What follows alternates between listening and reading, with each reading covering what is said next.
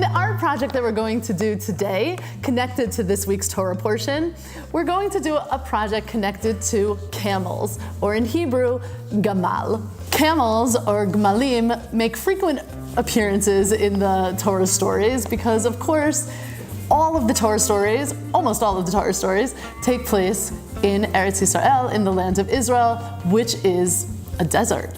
And until today, we still have camels or gemalim wandering through our country landscape. And so therefore they're an important part of both the biblical stories and of our modern country as well. In this week's Torah portion, Parshat Chayei Sarah, we learn about the famous story where Abraham's servant goes out to find a wife for his son. And in that story, after days and days and days of traveling in the desert, he finally reaches the well, the biblical well, and there he meets Rebecca, or Rivka. And the great sign of chesed, of kindness, that Rebecca does at the well is that she not only offers water to Abraham's servant, but a greater act than that is that she offers to provide water for all of his camels. And as we all know, camels, after days and days and days of wandering through the desert, drink a lot of water. So this biblical story is the prototype for the important Jewish value of chesed, of loving kindness, of generosity, of giving to the other, even to the camel. So the first thing we're going to do is our desert sunset background. With simple craft water-based paints, we just took craft paper and really fast and easy with our paintbrushes, red, orange, yellow, pink, maybe even some blue, do a background for our desert sky.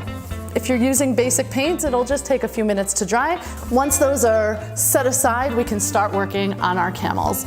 We're ready to add our desert landscape and our camels. We're going to use all black for our camel and for our hills. It's an opportunity to teach kids about silhouettes, about shadows, which you often see in the distance in the desert. Can cut really easy shapes out of black paper, some hills, a cactus, a sun or a moon, depending on sunrise or sunset. And of course, the camel silhouette is the most important piece of our painting. So we simply went on the internet and Google imaged camel silhouette and gave us this adorable little camel guy, and we just printed it out, and we're just gonna cut it out so that we have a nice silhouette of a camel to put on our desert sunset.